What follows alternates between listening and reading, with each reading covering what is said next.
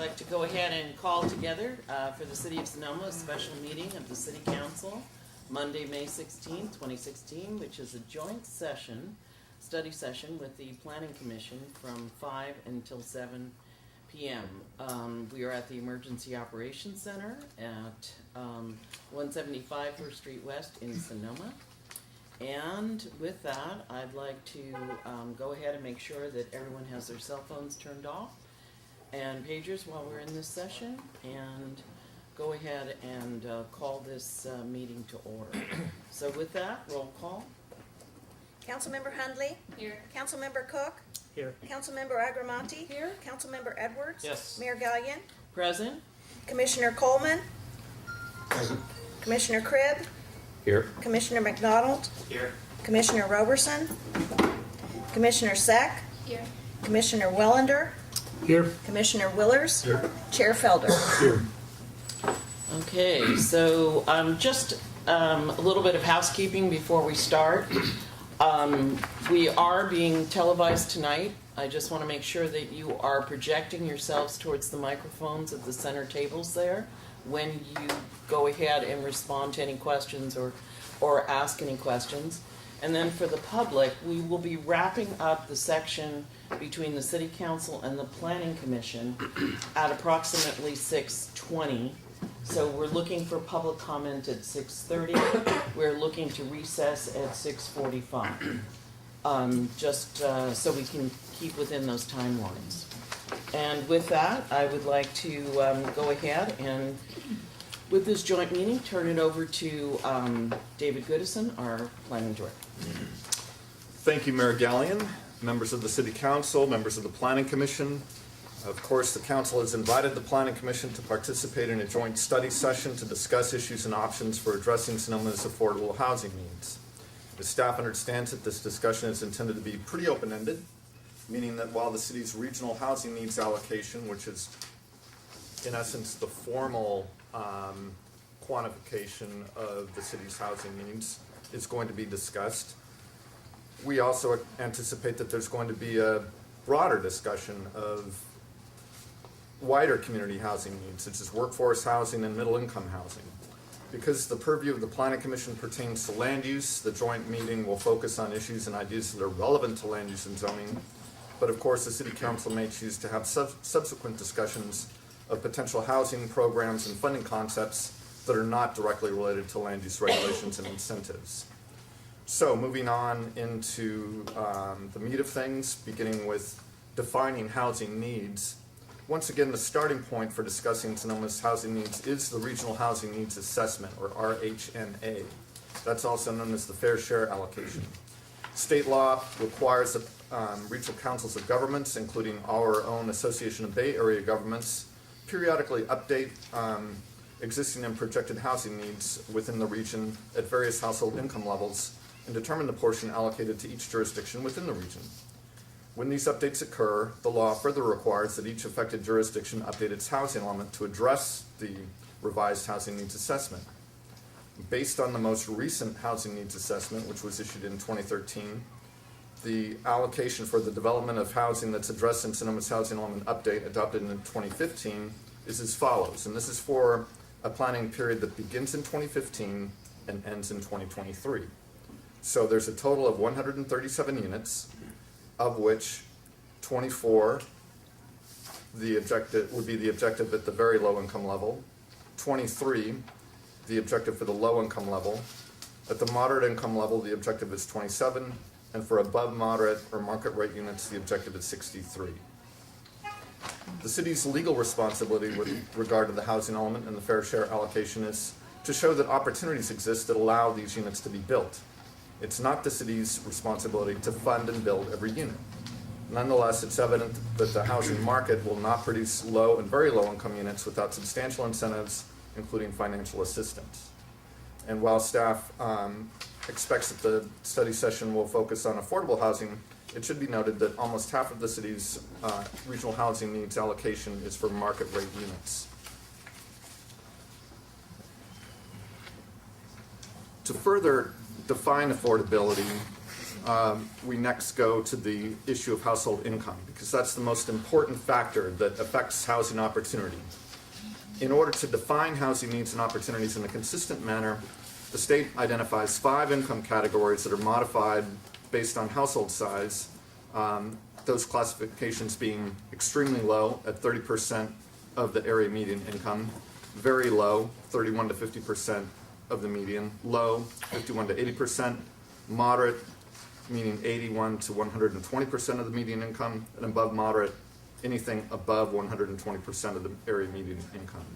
And in Table 2 in your staff report, you can see how that plays out in terms of income levels, with the top end for a 4-person moderate income household being almost $100,000 in annual income, while for an extremely low income 1-person household, it's as low as or lower than $17,400 per year.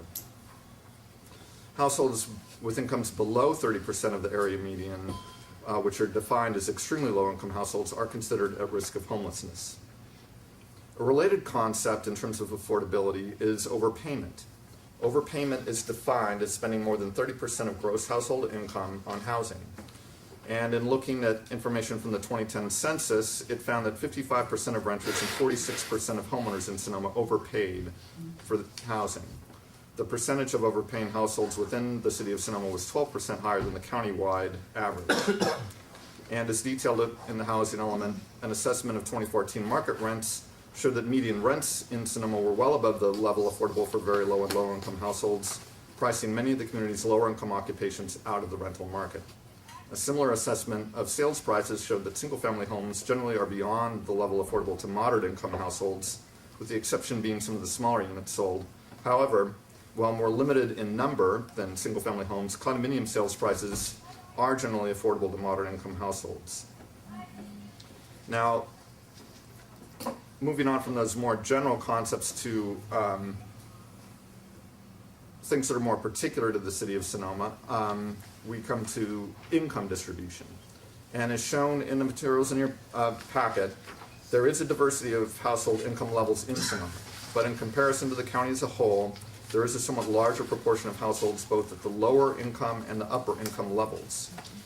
And if you take a look at Table 3, you can see the disparity between households that are owner households and renter households. So for example, if we take the lower 3 income levels, basically any household making less than $50,000, 20% of the homeowner households were in those 3 categories.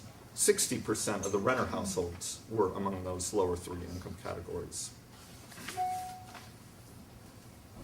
So we've talked about these general concepts. We've talked about the regional housing needs allocation broadly, and in terms of the current allocation.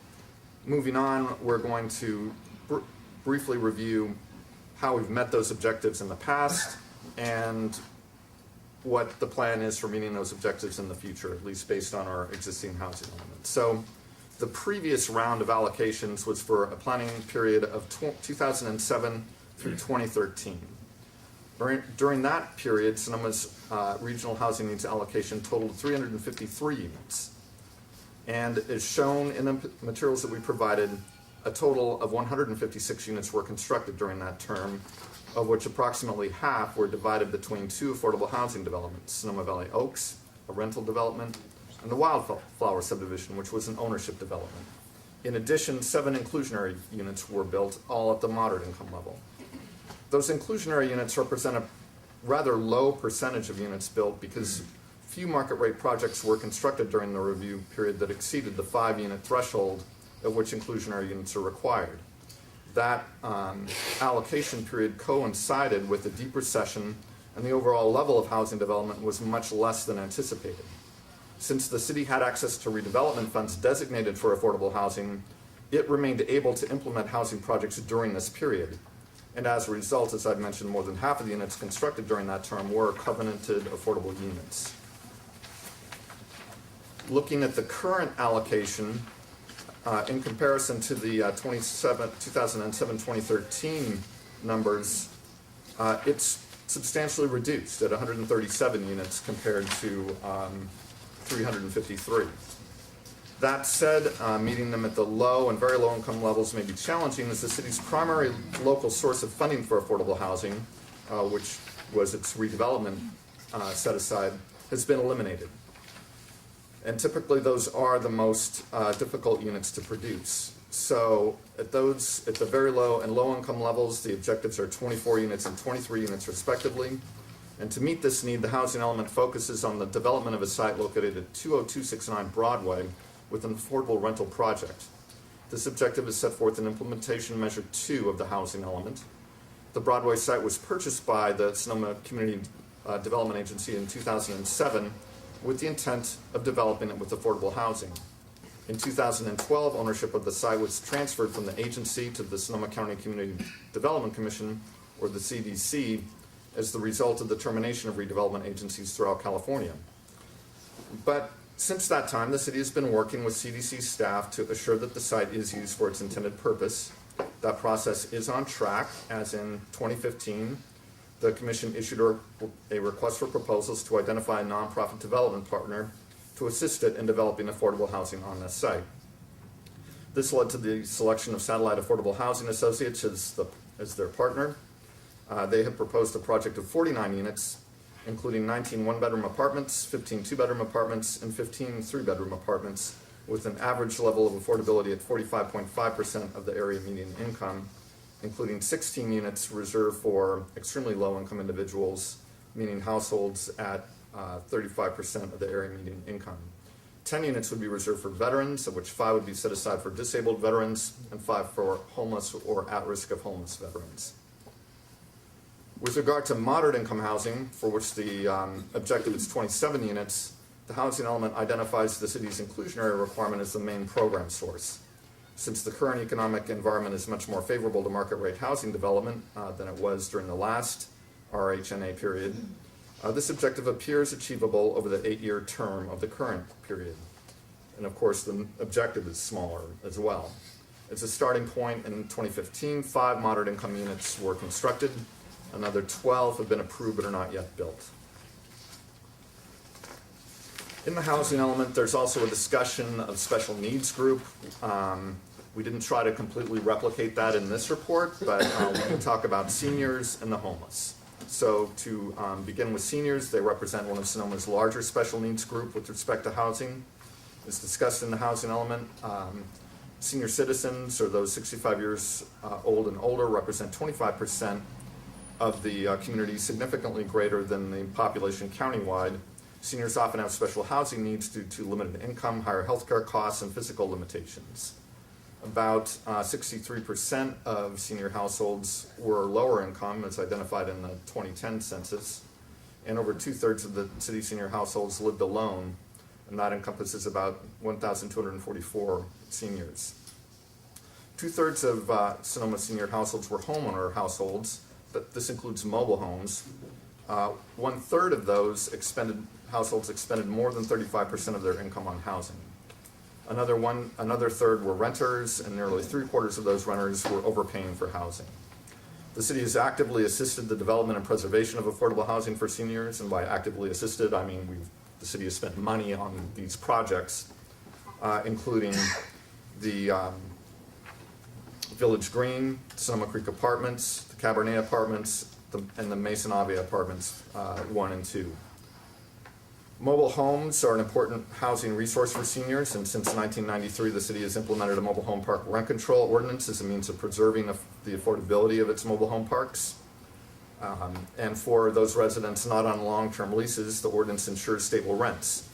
As called for in the housing element, the City Council recently completed a comprehensive update of the mobile home park rent control ordinance. This process probably took more than a year and a series of extensive council meetings devoted to that topic, but it was wrapped up just last month, I believe.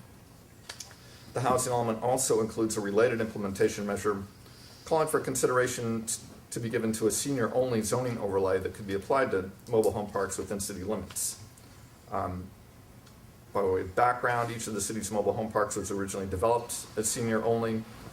but this was at the choice of their respective developers. Within the past 5 years, one of the parks recently converted to an all-age facility. The other two remain senior only. And in some communities, restrictions have been adopted, including zoning overlays, that would regulate or even prohibit the conversion of senior-only parks to all-age facilities as a means of preserving senior housing. Another important special needs group is the homeless. The County of Sonoma, through the Community Development Commission, conducts homeless surveys during the last 2 weeks of January. These surveys used to be conducted on a biennial basis. They appear to be moving to a year-to-year survey more recently. The 2015 survey, which is the most recent available, identified 131 homeless individuals within an unincorporated area of Sonoma Valley and 27 homeless individuals within the city limits of Sonoma. Within city limits, this is down from 62 who were identified in the 2013 survey. Of the 27 persons counted within city limits, 14 were sheltered. The city maintains an emergency shelter on this very property that was constructed in 2008. It has a maximum capacity of 12 beds, and the maximum stay is 4 months because it is a short-term shelter. It typically operates at 80 to 90% of capacity, although during busy times there can be a waiting list. The city contracts for the management of the shelter with the nonprofit Sonoma Overnight Support Organization, who runs it. They in turn maintain relationships with a variety of county agencies and nonprofits to help provide assistance and long-term housing options to their clients. Workforce housing, that's a more nebulous topic that's not really addressed in state law, but it's a term that we hear often in discussions of housing and housing development. And it basically makes reference to housing that is affordable in a relative sense as opposed to covenanted affordable housing, which is subject to restrictions on rent or resale levels.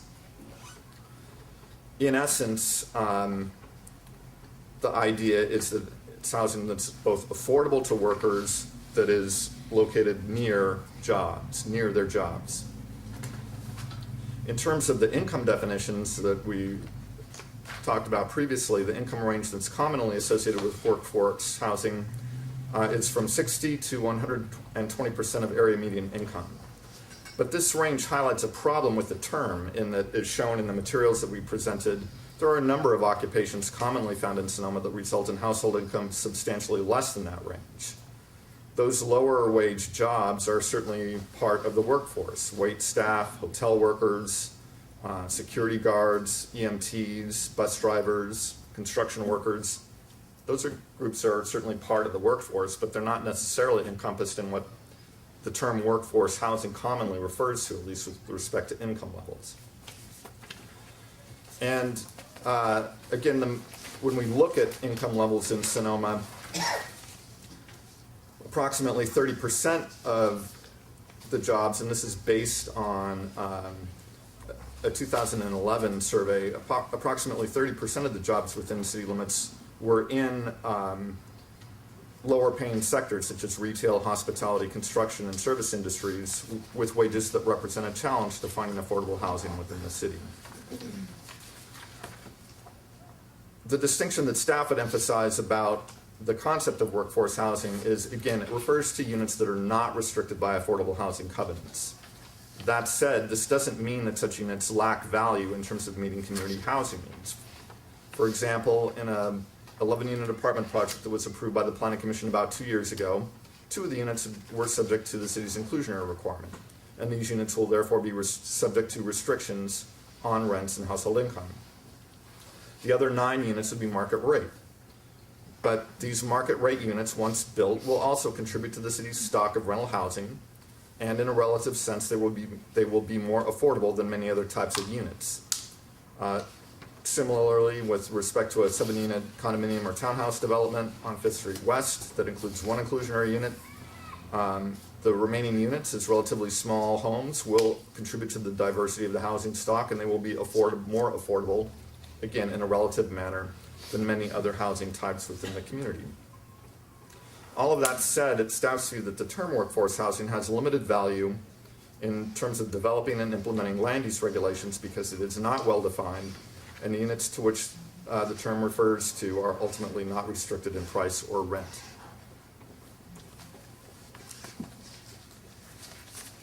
The housing element site survey has been a subject of discussion in recent planning commission meetings leading up to this study session, and so we wanted to provide some background information on the purpose of that survey and its function in the housing element.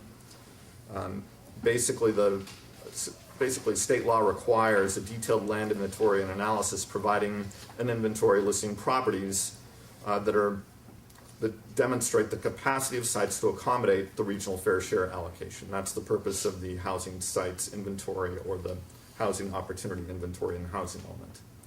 And that inventory identifies 9 properties within city limits having an estimated capacity to accommodate approximately 314 very low and low income units, 15 moderate income units, and 72 above moderate income units.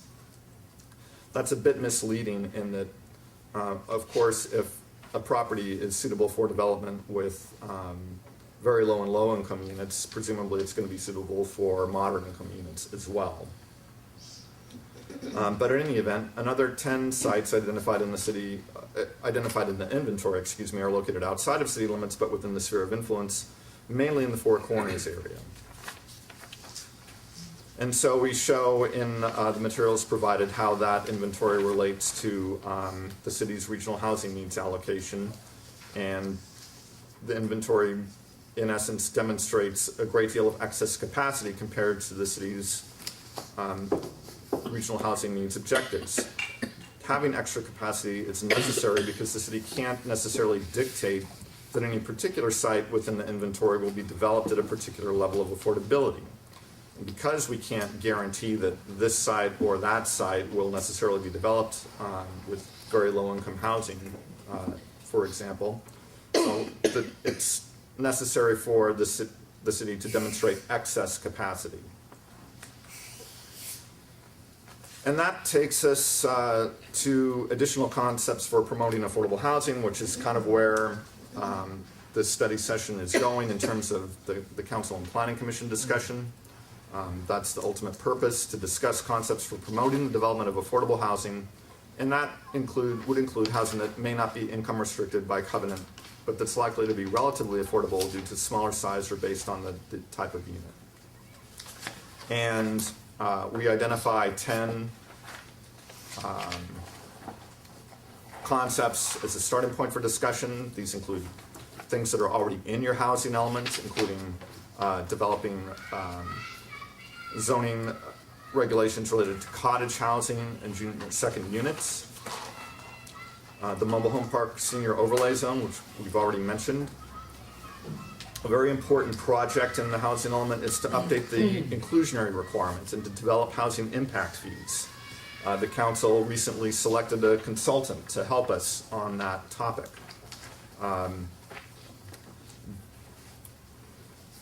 Those 4, again, are already within the housing element policy and implementation set.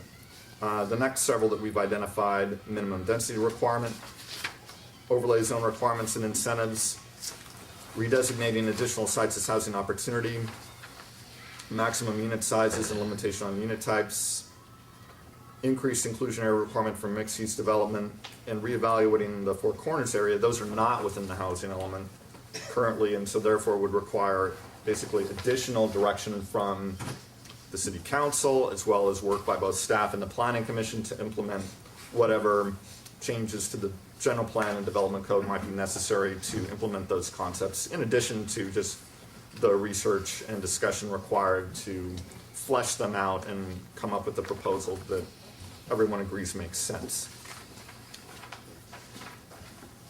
This list is not intended to be the beginning and the ending. There are many other issues and options that the Council and Planning Commission may wish to discuss.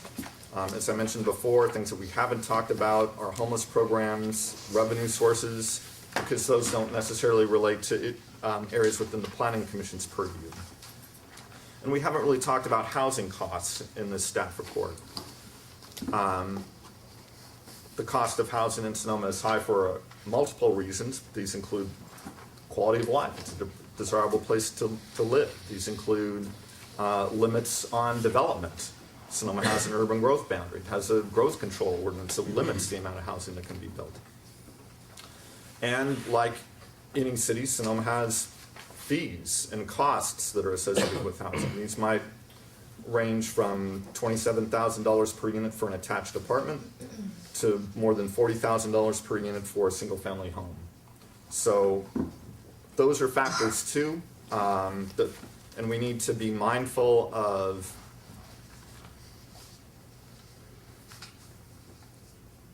the pros and cons of regulations versus incentives, and making sure that concepts that we come up with and implement don't end up actually impeding housing development moving forward. So with that, I guess it's up to you guys to talk about the issue and give us some direction. Thanks very much. Madam Mayor, may I ask, there are people that are still standing. Do we have more chairs? I can get some more chairs. And there, is Chip going to be here this evening? Apparently not.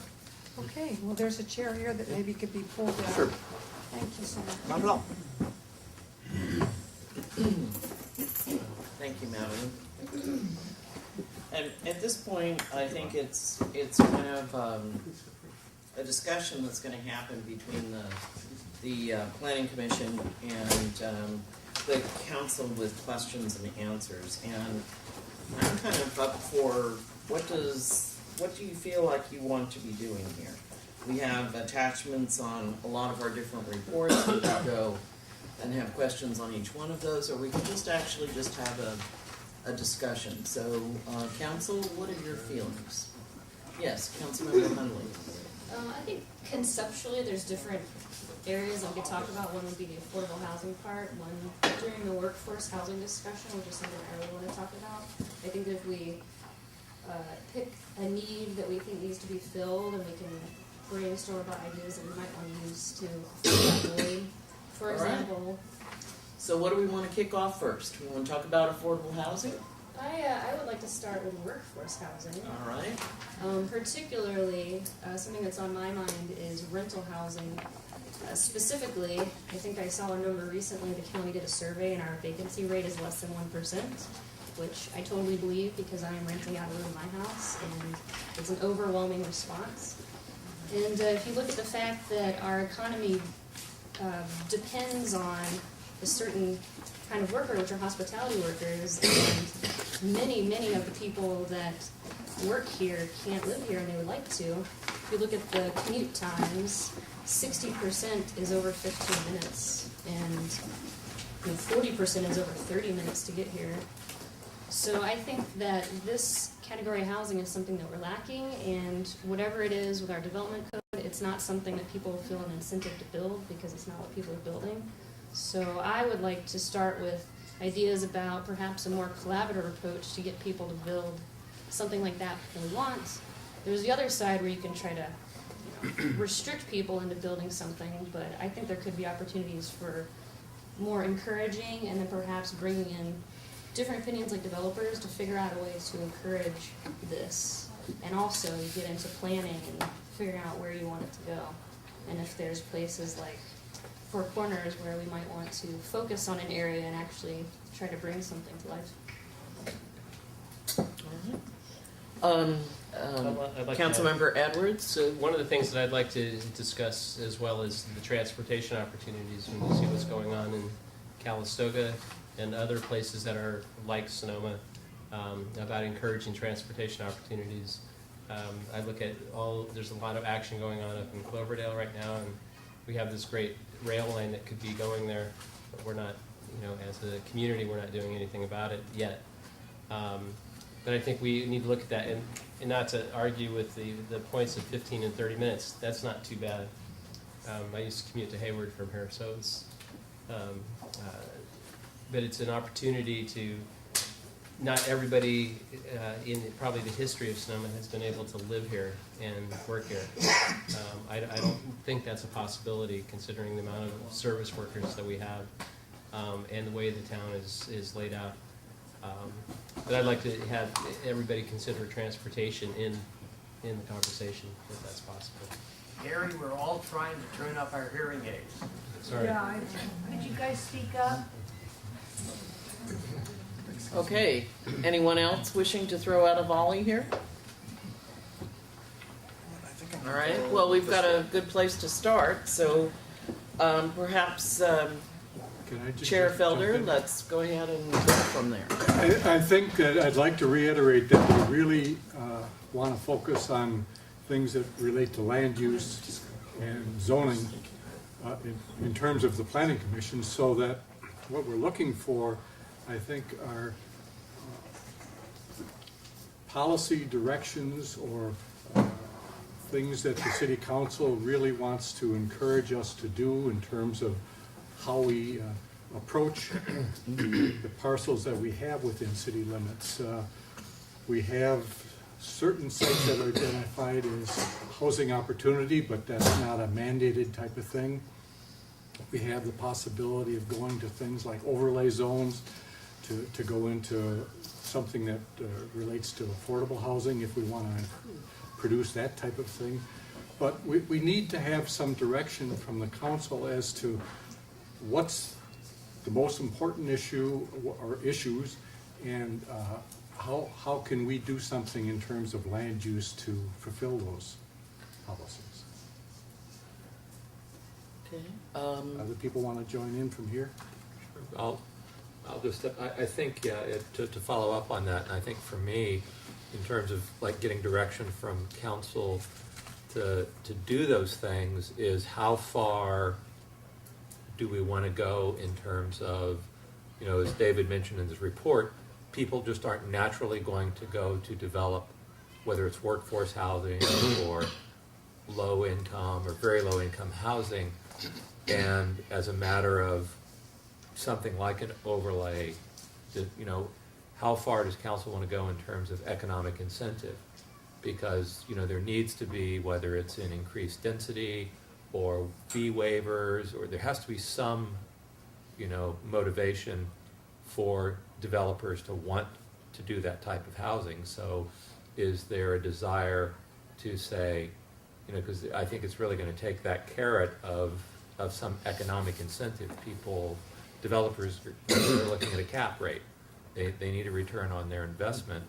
And if there's a developer that says, I can build this thing in Sonoma and my cap rate's this, or I can build this thing in Petaluma and my cap rate's that, or, you know, somewhere else, they're going to go where they're going to get the best return on their investment. So I think we need to have an appetite, if we're going to truly get these things done, to say there needs to be some economic incentive, whether it's in fee waivers or whatever. So that's just, I think, a perspective we should have. And Commissioner Cribb, when you're saying cap rate, for those of us who are not, shall we say, of the anointed, all right, would you explain what that means? Well, you know, I mean, when, you know, these projects are generally not done by, you know, single individuals. They're done by usually a group of investors getting together, and they're expecting a certain return on their investment, which is the cap rate. So whatever that might be in a prevailing market, you know, it might be we need to get a 7% return, or we need to get a 5%, you know, whatever it is.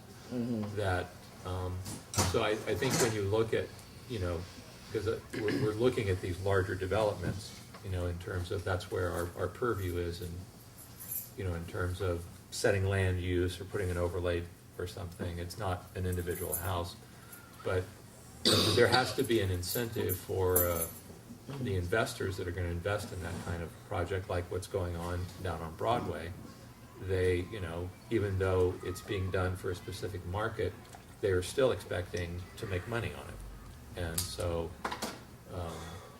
the one way for them to increase that rate of return is to give them additional density, to waive fees so that their cost of entry is less, you know, so it's just, there has to be some economic incentive for them to want to engage in that kind of development. And I think that's kind of, we don't set those, you know, from a planning perspective, we don't set that, but from a council perspective, that's because that really deals with, you know, how much money goes into the city's coffers. So that's, you know, I think from my perspective, I'm trying to solicit input from council on, you know, what is the appetite for really giving economic incentive to these initiatives? That's great. All right, anyone else wishing to speak at this point? Commissioner Willers? I think that in the I think that we have some of the tools already in our general plan. I think that when in the previous, prior to the current housing element, in the previous housing element, when we rezoned plan to 20 units to the acre from 15 units to the acre, that we were anticipating that action would bring forward affordability. Excuse me for just a second. Audience, if I could just have silence, please, because we do need to have other people hear what's going on. It's very difficult to do that. Thank you. Again, Commissioner Willers. And so that action of raising our minimum or our maximum density on some parcels in town, being primarily the mixed-use parcels, I believe had the intention of, or the desire of bringing land into the city limits that would bring forward affordability just through its zoning. What happens along with that intensification of land use is the intensification of its value. So now that 20 units to the acre is actually the most valuable land that we have in our community because it allows the most use. It allows 20 units of housing, it allows commercial use, it allows 2 times the ground area of development under our code. So it's the most valuable land we also have in our community. So those two things, I believe, are at kind of odds with each other. The intent that in the general plan, I believe, was that 20 units to the acre would be a certain form of housing, and it mentions apartments and condominiums. And in David's report, it kind of proven out that that condominiums are some of the more affordable forms of housing that we have, of ownership housing that we have in our community. We don't build apartments because, quite honestly, I don't think that we fulfill our responsibilities to bring forward multifamily housing.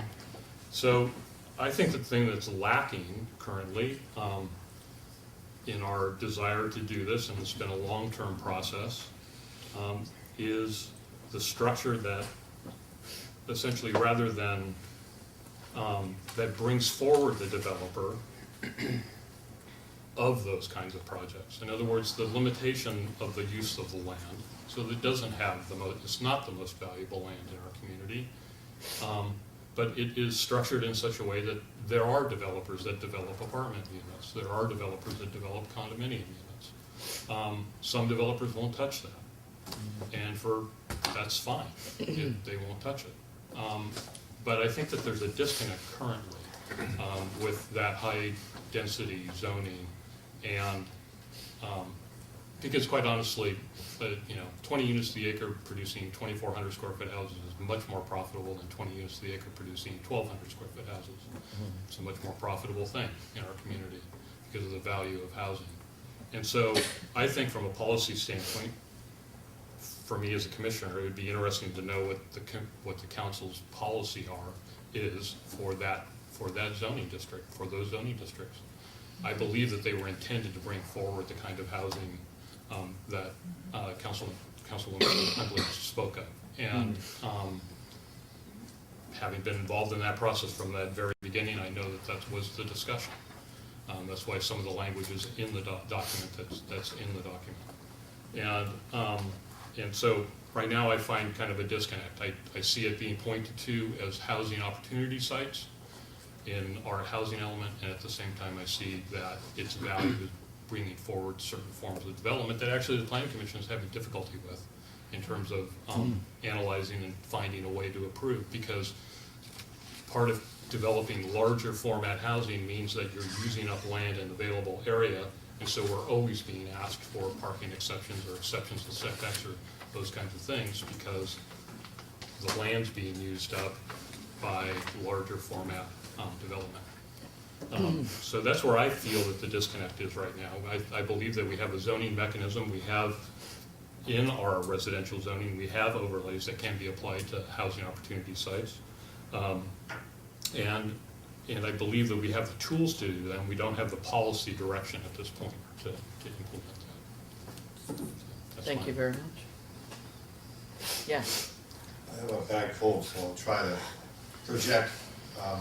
The good news is yesterday there was a bill in the Assembly which apparently was approved unanimously today. Bill SB 1069, and it was aimed to help ease the dire market, housing market, and help homeowners make it easier to add a legal in-law within their building's footprint. As far as addressing the workforce housing and the underutilized amount of people who live in a house that's really too big for them. They have rooms to rent, but they're restricted by, well, maybe with the help of this law, it has to go to the full assembly, but it looks like maybe the state is on track to help us as a smaller county navigate and help maybe eliminate some of the restrictions on homeowners because of where they live or where they're zoned. Because the most underutilized rental market is the house. That's where you have single, mostly people who are senior citizens, or kind of who need help, who can maybe fast track some of the process because the regulations seem to really get in the way to making it affordable. The other issue is addressing the vacation rentals, because there's a 1% market in this town for rentals. And 5 years ago, when I first moved here, our family had ample choices to rent, and it's been reduced to zero, almost zero. Meanwhile, the vacation rental market has taken over. They're offering fully furnished homes, short-term rental. So they're eliminating the families who are trying desperately to find a place. So there has to be some moratorium or it has to be addressed, the vacation rentals that are taking over the rental market in this town. Thank you very much. Commissioner Zach, welcome. Thank you. This is your first or second meeting. This is my second meeting. Your second meeting, our newest planning commission. There's a clear shortage of affordable private and non-private sector rental housing in Sonoma, and many communities' affordability is eroding due to increased housing and rental prices, low incomes, and increased levels of household debt. In the assessment that was made in 2014, market rents show that median rents in Sonoma were all well above the level of affordable for low and very low income households. And to comment on Michael Coleman's comment about vacation rentals, that's a big issue in Sonoma here now, because there's more incentive for a homeowner to have their second home as a vacation rental versus investing in a renter in long term. Thank you very much. And then Commissioner McDonald. I guess I'll chime in. I wanted to thank you, Councilman Marcus, for giving the Planning Commission opportunity to talk and have dialogue with you. And I've always felt it was a privilege to live in Sonoma, and I feel very strongly that other people should have the same opportunities to be able to sustain living here and also live here and work here. I wanted to let you know that. I think that the city of Sonoma has done a great job with their general plan and their zoning code on providing incentives for encouraging the construction and higher density housing. I think it's a very progressive set of regulations on the books right now, and I wanted to thank David for helping steward that. I think that as a prior planner and as a commissioner, I think what we need to look at is using the regulations that we have in place, but then also as a city and as a community, look at ways to be able to encourage and retain affordable housing.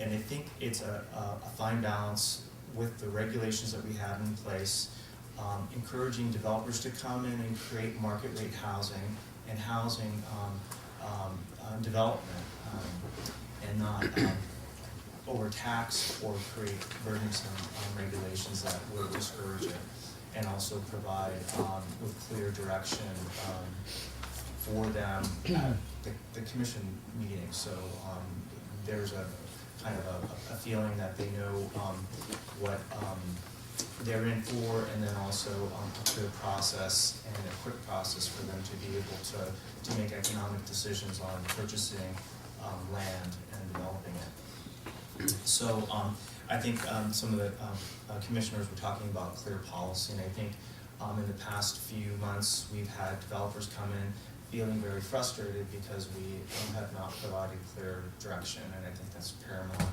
I think Sonoma should be looked at as a city that knows what it's doing and is encouraging development of housing of all types. Some of my friends, one of my friends in particular is probably watching this broadcast right now, who was renting in Agua Caliente, is now a proud homeowner of a condominium here in Sonoma off of West Spain Street. They were able to free up an affordable rental unit in Agua Caliente, and now they're able to move up to an affordable housing unit. And I think that the person that was living in a condominium unit and is now living in a single-family home in Sonoma. So I want to,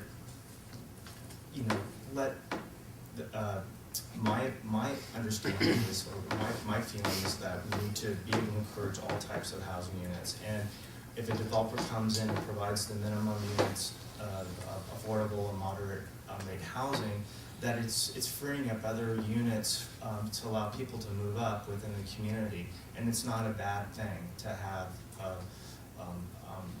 mixed-use developments for all incomes. And but I think what the city needs to do is to be the steward for providing rental units, encouraging rental units, giving people that live in the community economic means to be able to sustain themselves and stay in units, especially if they're at high risk. And so I really think that we need to look at both ongoing and short-term or one-time fees to be able to create monies to be able to build and also create rental units. One of the sad things, and it probably might be a correlation with the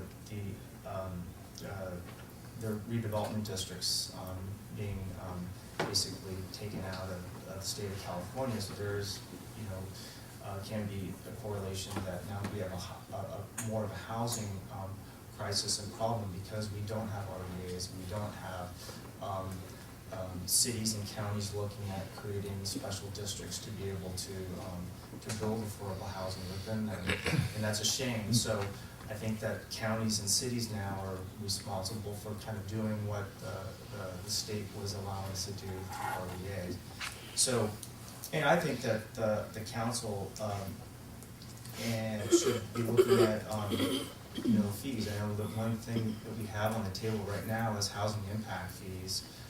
But we need to go further. I mentioned, and this is more of a global thing, looking outside of zoning and the planning commission's purview, but looking at other sorts of one-time taxes, like it could be housing impact fees. That's a one-time thing.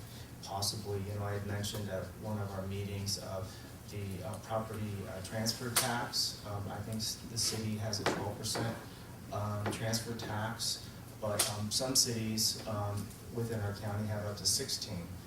Maybe we could look at taxes such as that the city can put in a bank and help people retain their affordable housing units, or possibly provide funds to be able to build our own projects, or fund the purchase of property and work with nonprofits to be able to build innovative housing projects within the city.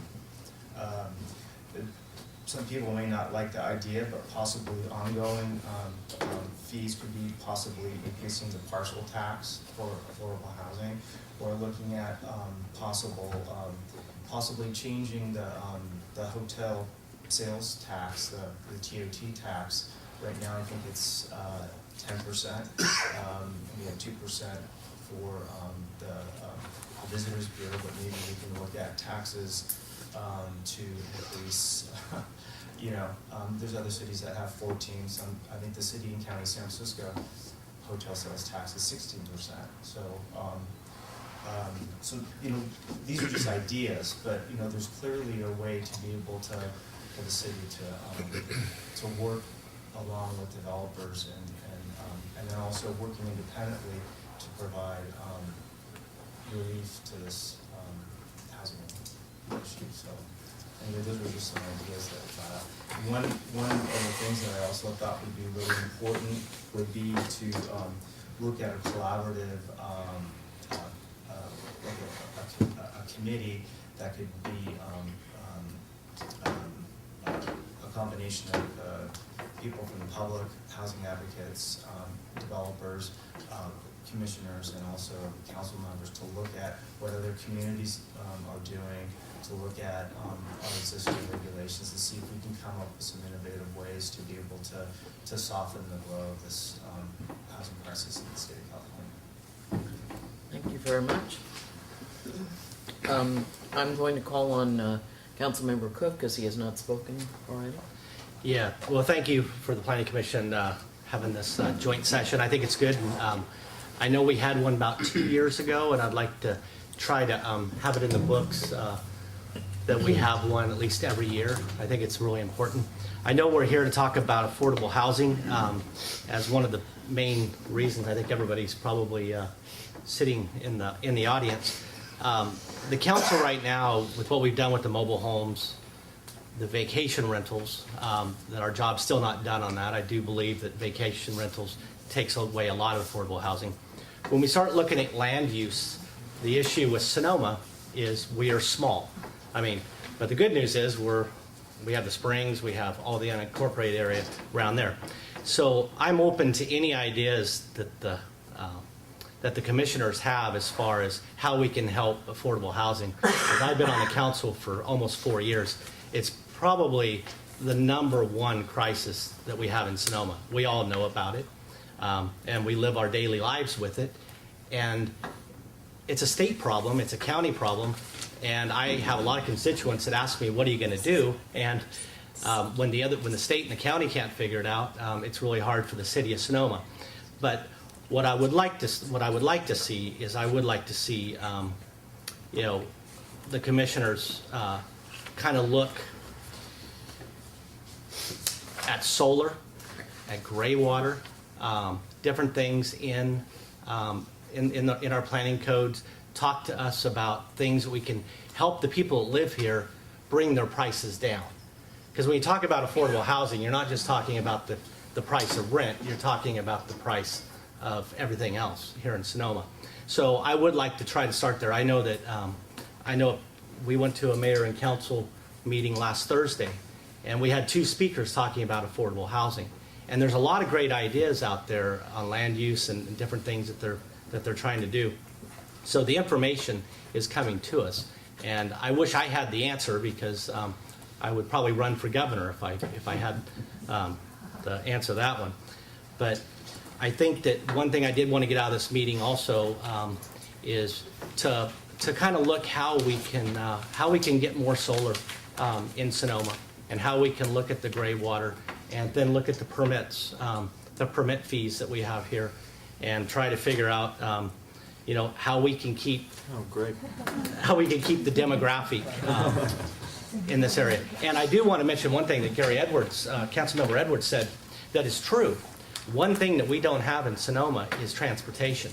And even though we're here to talk about land use, one thing I do want to just let everybody know that I'm 100% behind Councilmember Edwards. I know somebody who tried to take a bus to Santa Rosa because they had a DUI class to go to.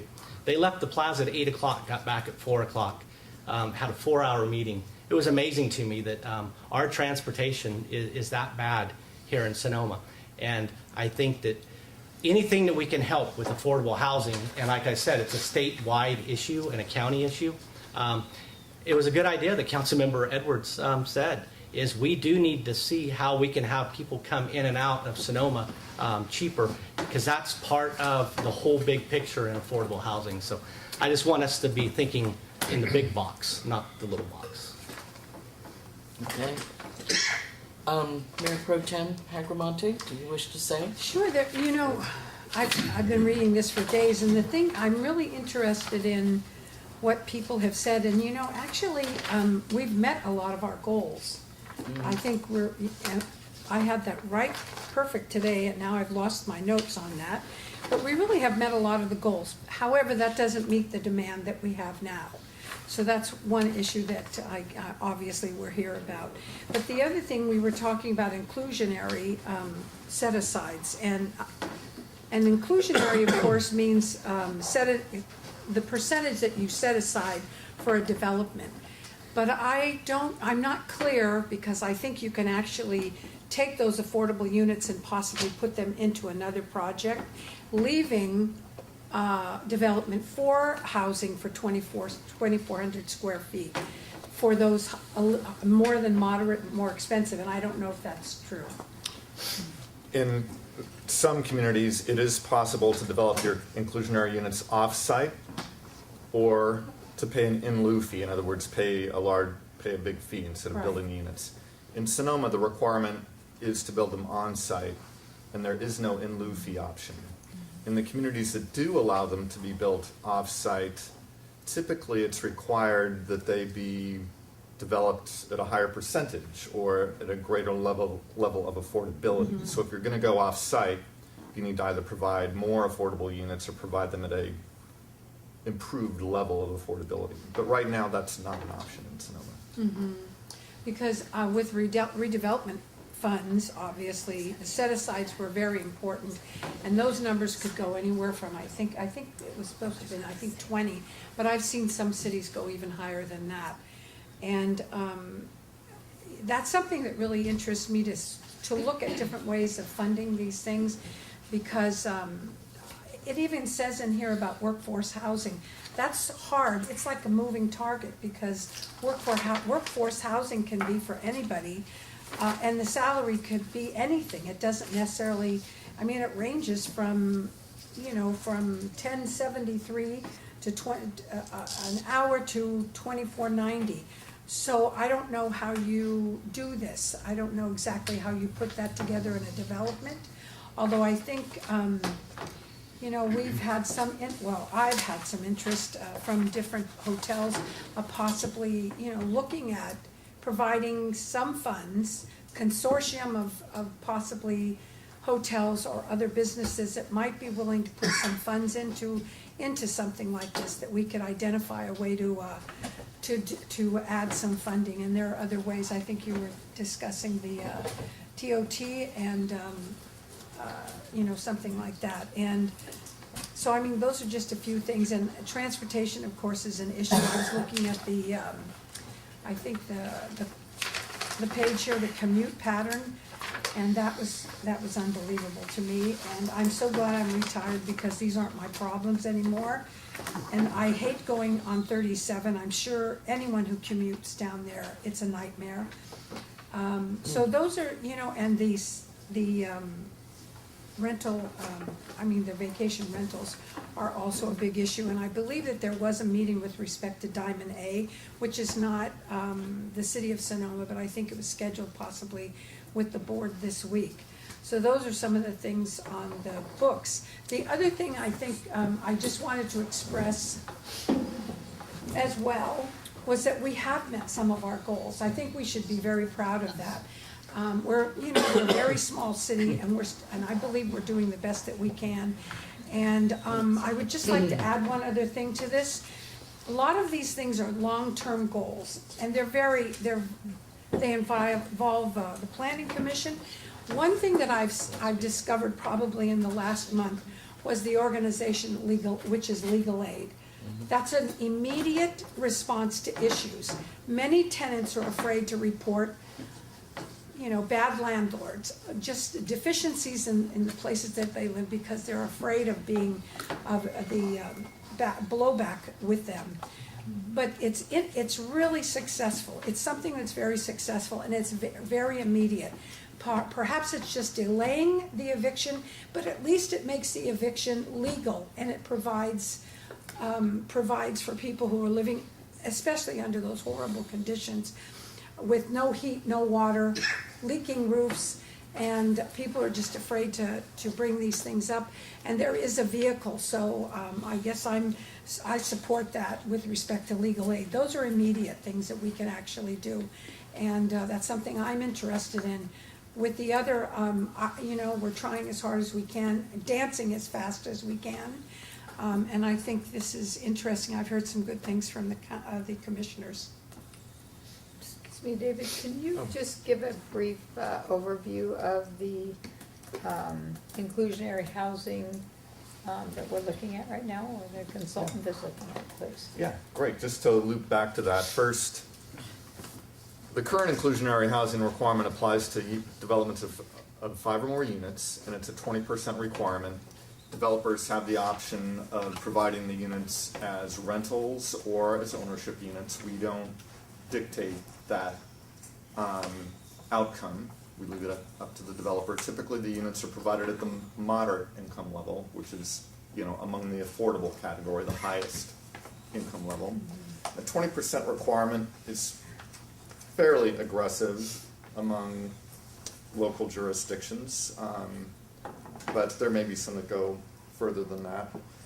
Back when these requirements were first developed, the thinking was that since the city had redevelopment at the time, that the city could focus its redevelopment funds on very low and low income housing, leaving the moderate income housing to be developed through the inclusionary requirement.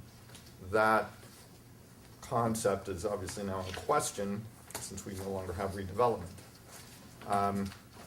All of that said, the council recently retained a consultant, and this is pursuant to a implementation measure in the housing element, to evaluate both impact fees on housing impact fees on commercial development and on residential development that's not subject to the inclusionary ordinance, the 4 units or fewer, but also to look at the inclusionary ordinance itself to see if there might be ways to basically fine-tune it and improve it given our current circumstances. So that's going to be coming up relatively soon before both the City Council and the Planning Commission. Both groups are going to have to weigh in on that discussion. Thank you. All right. I would just like to say something, and then I'll rotate back through the council. So, in this past year, this has obviously been something that I have always had in mind over my years of serving on City Council, and this is year 8. This issue does not ever disappear, and only continues to get better with the planning commissioners that we have here, as well as staff, working as a great community effort along with council in creating policy. I definitely feel that we are feeling the edges of our general plan, which expires in 2020, and we're looking for the revision policies that will be coming forward and making our new plan as we go towards that end. So I think we're right on track with what we need to be talking about as our community grows. To me, I'm more about, as a homeowner here in Sonoma, I'm more about what do I do with my dwelling that I have had children in, obviously wanted to put additions to, so forth and so on. And what can I do as a possible idea? So I know that there are, according to, a lot of our figures here, that about 50% of housing stock in California is owner occupied. And they're generally bigger than renter households. Now, this is taken from a census back in 2010. So for me, what I want to be looking at is for those households that have, the children have left, and it is just either maybe a single homeowner that's in it or whatever, what can we do to go ahead and actually share the wealth? Rachel, as our council member here, is looking at, perhaps a shared rental. These are options that also come forward, but with them come kind of questions and how you would structure what that unit would look like. I'm glad to hear this was according to your bill, the bill that was passed here.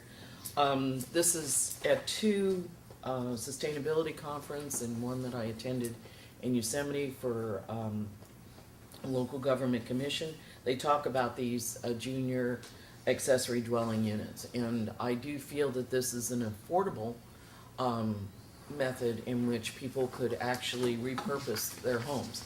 It will always have the owner in the household, though. This is not about renting out the entire house. This is basically dedicating about 500 square feet, approximately, that you would go ahead and do, and then all the permitting process around it. One of the things that I find when we have another topic of conversation last Thursday night was about sharing. Share Sonoma is the program that currently is available. This is where you are connected through an intake process to kind of go out and be introduced to people who are living in their homes that are looking to share some of the rooms in their homes. And usually at a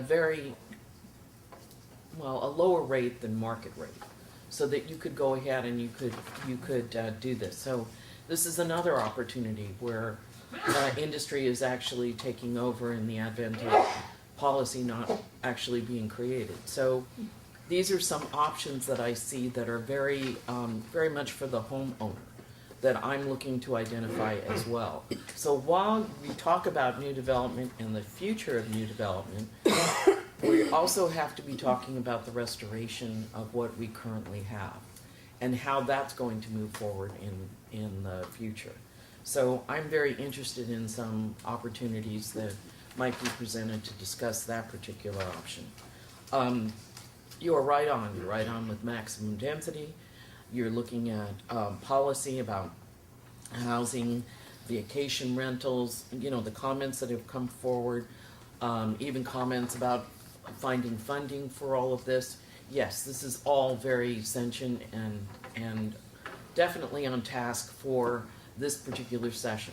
Will there be other sessions? Yes, there's going to be other sessions because this is only the beginning of talking about housing in our community. So with that, I'll go ahead and open it up to Councilmember Hundley again, and then Councilmember Edwards. Thank you. So I feel like there's so much going on that it's hard to see where we actually overlap on things. So the first thing I want to talk about was workforce housing. Then there's also affordable housing, and there's senior housing.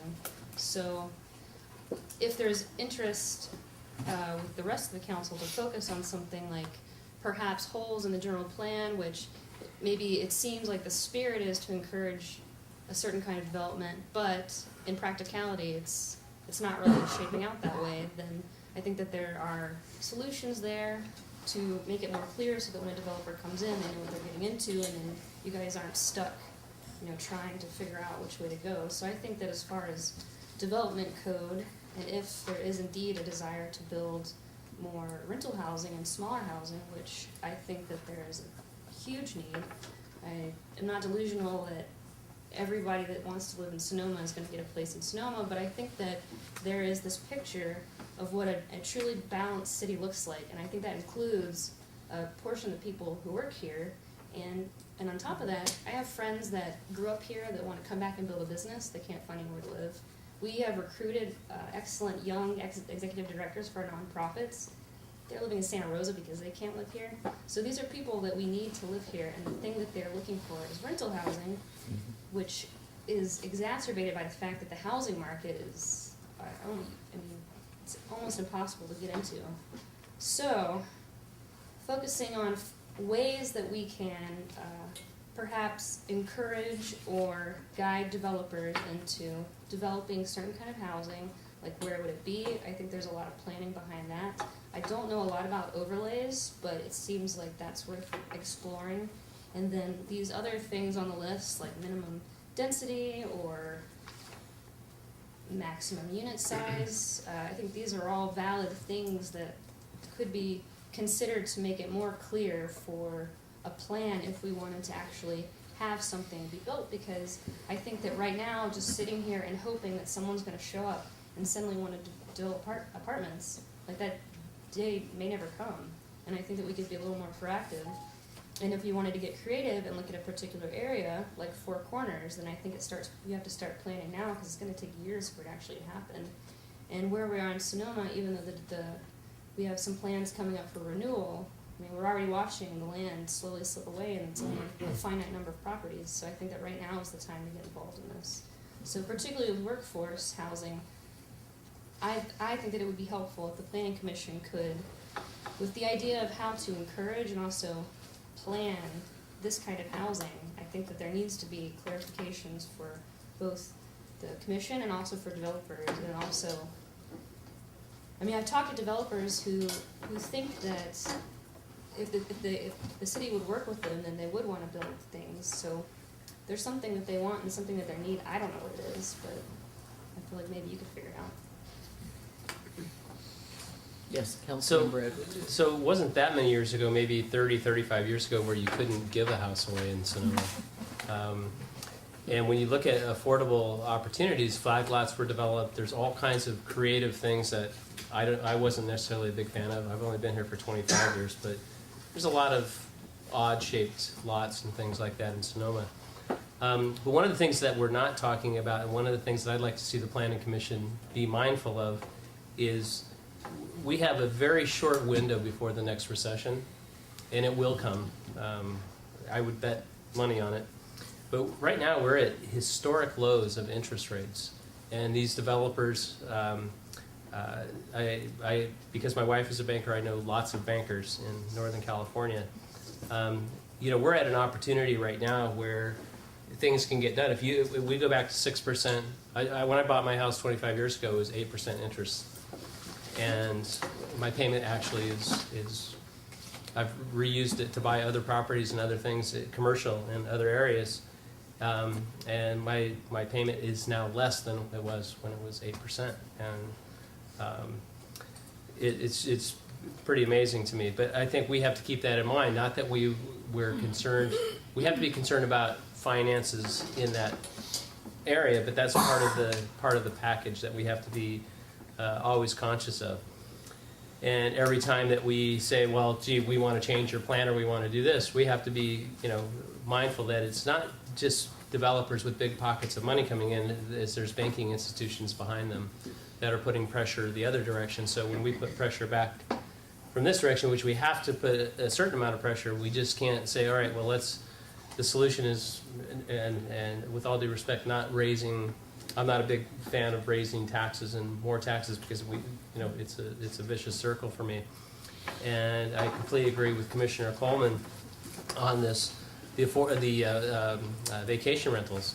What is the incentive for people to say, all right, I'm going to make a little room, 500 square feet, when I can get $400 a night for a vacation rental? And it's going on all over the place, all the time. The previous council, and I've always been a big fan of the Planning Commission because I served on it for so long, and SBCAC before that, but we had the council overturn a Planning Commission decision to put 3 vacation rentals right on Spain Street. I mean, it was unfortunate. I think there are actually 4 units there, and those are just gone, within walking distance of restaurants and the service workers that were actually living in those units.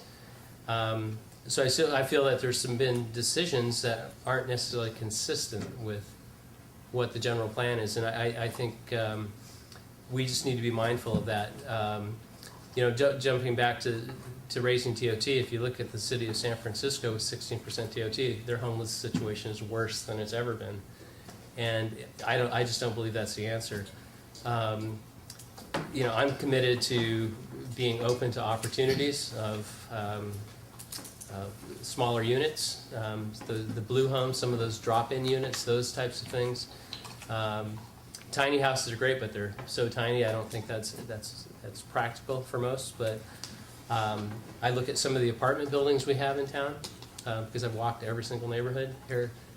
I imagine those with the carports outside. I imagine those being an extra 20 units in those and Parking. parking underground. I mean, all those creative things that could be done.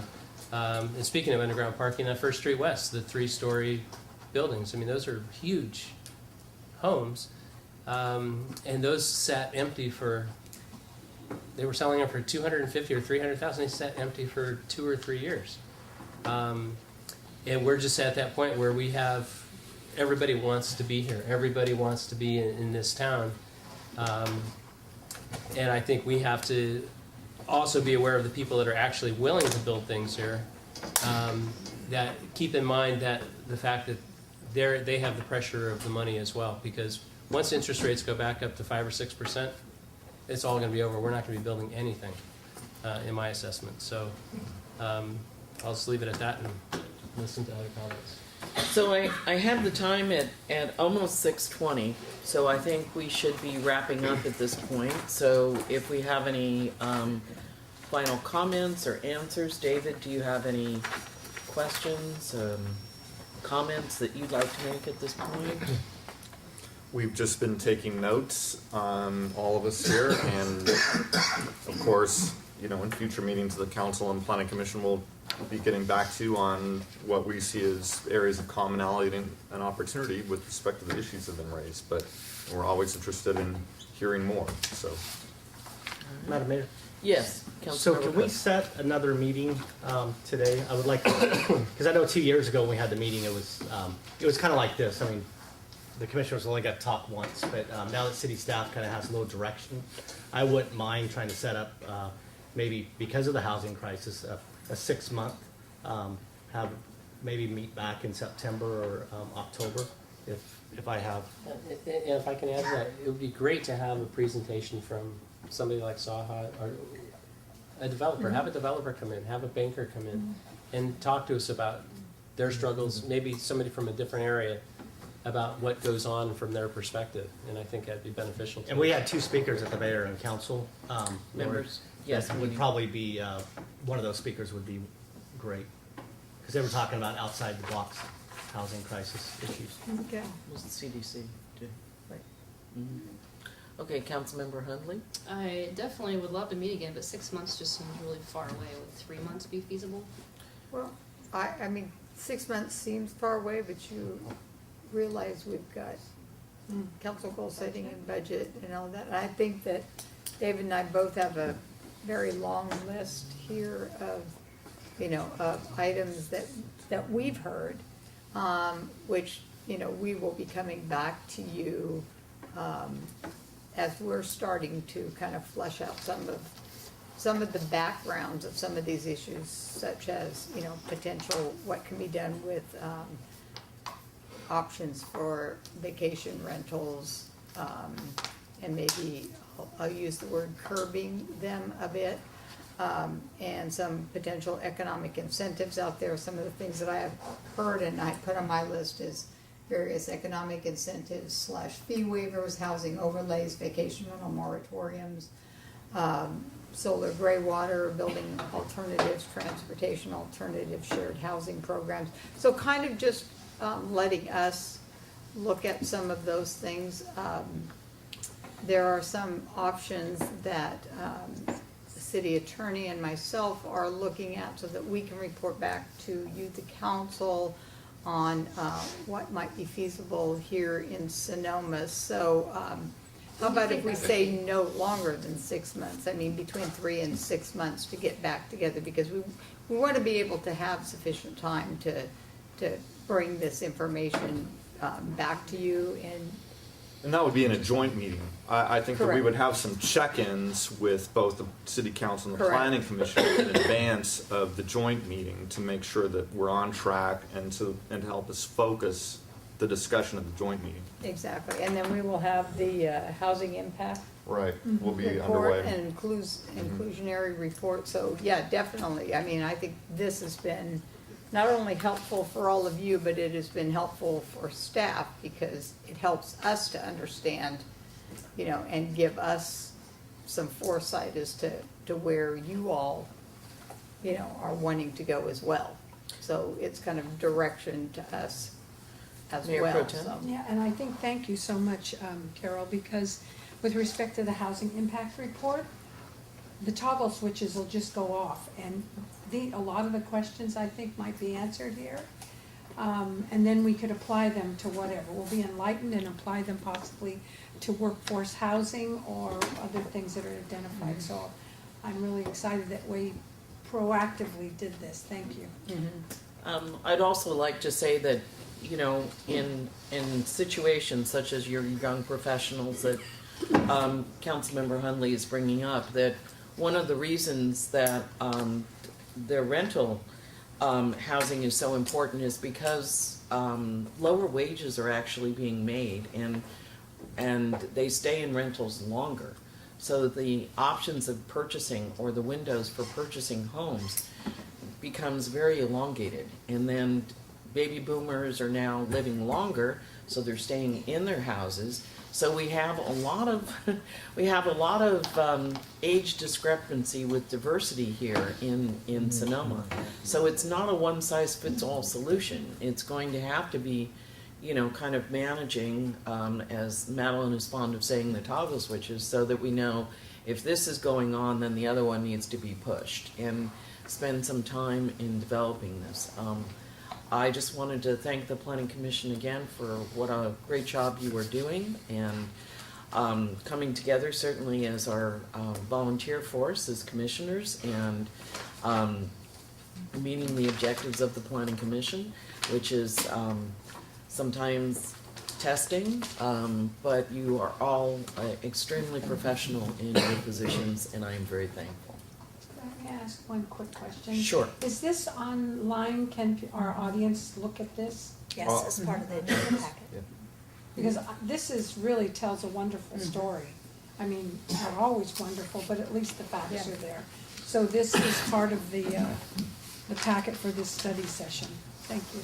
All right. And with that, I'd like to go ahead and just basically round this up and go ahead and close our portion of the meeting itself, and then have the members of the public go ahead and express their comments to us. So it'll be all those who are wishing to speak. Could I see a show of hands? Okay, that's great. So the place where they will speak, David, is... I think people should just stand where they are Yep. and address, I think that would be the easiest thing for everybody. All right, okay. So I will go ahead and start with this end of the room, and then if you can just monitor if you're going to speak, just go ahead and stand. All right, please state your name and your address for the record. Mario Castillo, I live in the incorporated area, 431 Kelsey Court in El Verano. And I think that this is very enlightening. I'm very appreciative of this information that it was being provided tonight. I think that with the housing group, we've been advocating for over a year now of the need to provide more affordable housing for the people who live here. And I especially want to thank Councilmember Hundley? Hadley, and then also in also taking into consideration the comment of Councilmember Edwards. And if it's true that there is a window of time to really look into this situation, I mean, and then we're hearing from staff that we have to wait, all this time to hear more about the sort of information that was brought up by the commission tonight. I mean, I think that if we should really what the housing group has been advocating for is to actually declare this as an emergency, to really look at this seriously, and then not spend. I mean, we have not even been given the opportunity to present to the council members, which is a shame. So thank you, and I hope that you reconsider having to wait 6 months in order to hear back more about this situation. Thank you. Thank you very much. The next person speaking. David Eicher, 1110 Loma Court. And first of all, as you know, this is whole Bay Area is outrageous price. I just looked up a home I used to own in Fremont, 3-bedroom, 2.5 bath, it's suburban. It's now, Zillow says, worth $920,000. It's like mind-boggling. So, unfortunately, the city of Sonoma is not going to be able to solve the crisis all by itself. It can do more to build some homes that are being built are more affordable or workforce housing. And I think one of the things that we should also look at is, the people that really need to be here and work here are the ag workers. And when you have, if you're bringing in more businesses into the city, in terms of like the hospitality and tourism, that's mostly low wage, and I know a lot of them can't afford to live here. They're coming from Vallejo and elsewhere.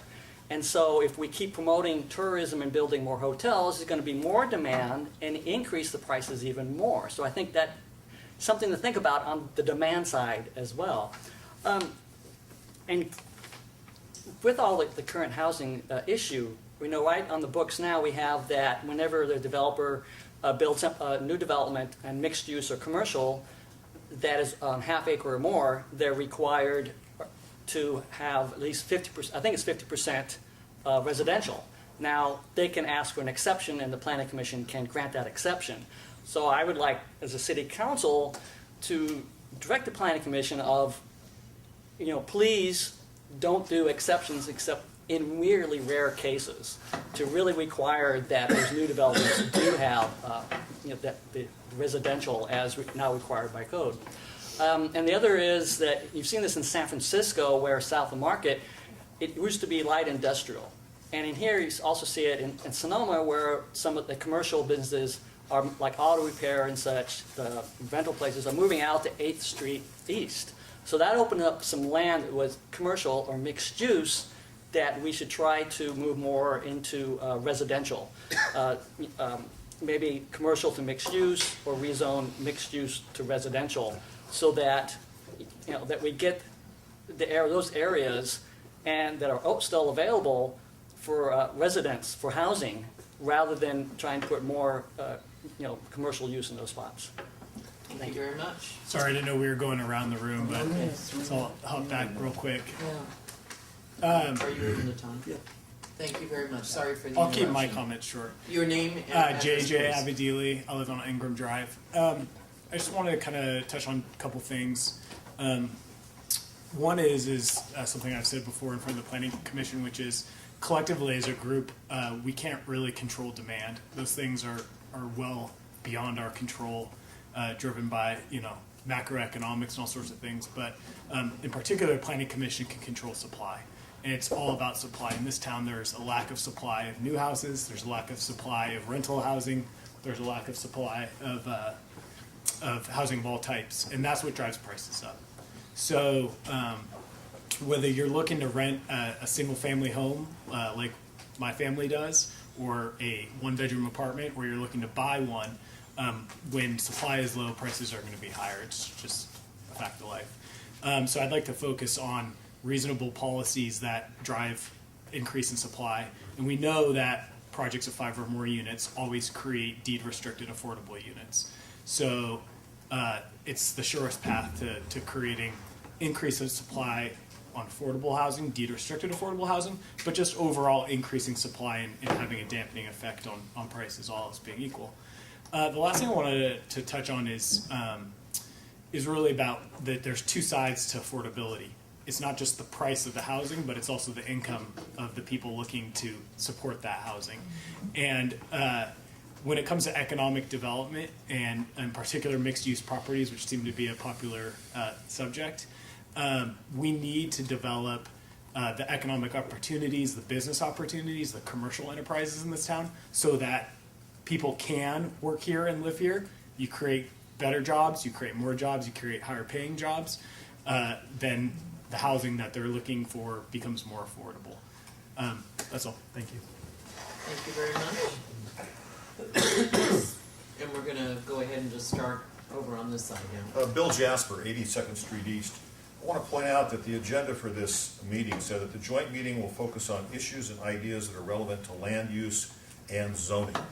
It So it's a very high level, and yet we seem to be focusing strictly on the housing element, which is important, but we need to focus on a higher level too.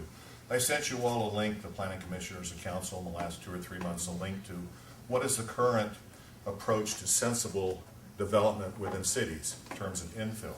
And I think that it's incumbent upon the city council to direct the planning commission that as they make decisions regarding developments in this town, that they consider the financial impacts. We've got, the city council has very ably monitored our budgets. We're profitable slightly, but if you look ahead 2 or 3 years, it's not going to be that great. You look at the school district, break even this year, deficits coming. We need to make sure as we look at what we're going to do in this town that we look at what potential income sources are going to come into the governmental bodies in this community. And so as the Planning Commission looks at particular projects, I think they need direction from you that they can consider what the financial impacts are to the city in the big picture. My name is Adam Cooperman. I'm with Satellite Affordable Housing Associates, and I just wanted to thank both of the City Council and the Planning Commission for holding this study session, and say as a nonprofit affordable real estate developer getting set to work on our second project here in Sonoma, it's great to see this sort of impact and group turnout and to understand what the issues are to the residents and the leaders of this community, and thank you everyone for coming out. Next. I'm Linda Carrara, First Street East. Councilman Hunley and Edwards, and I applaud your comments. Commissioner Willers, I think you were trying to be very direct and get some answers, and I don't think we got them. I'm a little disappointed because I think we need direction. I think it's time for talking to stop, and we need action. 6 months, I don't think we can wait. I would love to see a committee created that can do the working stuff and bring it to the council and bring solutions to the council so that you can vote on it and we can get some action done. So that's what I would like to see happen, as a committee created. All right, next. Victor Conforti, an architect here in town, 755 Broadway. First, I think we've discussed the second units. I think we're missing a significant opportunity. It's so close. The state promulgated laws, as you all know, to provide for second units and require them in cities and counties. And we're real close to having them developed, but one of the biggest obstacles is the fees. The fees can be a third of the cost of the unit. And I think if those were reduced, that we would see significant increase in second units. And because there's some real incentives. The homeowners aren't paying for land. They own the property already. So that part of the investment analysis of cap rate, or however you want to put it, is super favorable. And they're very much interested in rental income to help offset their expenses as they go to a fixed income. And then I think as was mentioned, a couple of the speakers, the mixed use zoning question of housing needs to be fine-tuned a little more. We need to probably mandate that 50% of the for larger projects like half acres be in house, 50% of the square footage of the project be in housing as is recommended by the mixed use zoning, and eliminate the exceptions. And then also add requirements for the size and type of the unit. While you may have a housing requirement of 50% if they're all, large, expensive units, you're not really adding the type of housing where the real shortage is. I think the city may want to look at actually purchasing existing apartment complexes if years ago we had purchased some of it, one on Second Street East, it was a beautiful location, just north of the Clydesdale horses there. That was for sale at a price that was affordable about 15, 20 years ago. And then the project on First Street West, it sold a year ago or so. And look back at the economics of that, you would be well positioned to buying things now and holding them and be able to control the rents in those. So I think there are some things that can be done now. And there are developers. I'm an architect on the 11-unit project that Dave mentioned on West Napa Street. It's a rental project, and there are developers who like to hold property as rental. And if they saw a clear path to a project being approved, clear direction, and help with some of the impact fees, I think you'd see more of that. Thank you very much. And we've got probably time for maybe one more person. I'm Cynthia Broman, 742 Heather Lane, and I'm associated with the Sonoma Overnight Shelter. And someone mentioned Sonoma Share, or Share Sonoma. Yes. And we had a woman who was in her 70s, was ill, lost her home, had no place to stay, lived at your shelter, the Sonoma shelter, and then we were able to find her a Share Sonoma resident, a place to live. But it's really, you know, the Palms Hotel in Santa Rosa, where they took the owner of that hotel, turned it over, and now homeless vets, you know, homeless people who have been homeless for years live in a supporting housing complex. And so I think, you know, I wanted my children to be able to live in Sonoma. I have one that has been able, but that's because of the mobile home park and the rental control there. Otherwise, she couldn't live here. So, I mean, we want all of our community to, I think, was it Councilmember Udley who said to have a diversity or to have a well-developed community. And we need to help those who need the help. Okay. And yes, City Manager. What we will do with all the comments is we will prepare an overview and bring it back to council at a future council meeting, and then we can get more direction from council as to kind of where you want us to focus our efforts on some of these issues that we've heard tonight, so that we can kind of hone it down into, you know, because tonight is a study session, so you haven't really given us, you know, complete focus direction. So between David and I, will take all the notes and then bring back a report out to council in one of your soon future council meetings, agendize that, and then you can give us direction at that point. So I thank you all, Planning Commission, council members, and the public for coming to this study session. We're well on our path for discovering many answers. Thank you. This meeting's adjourned.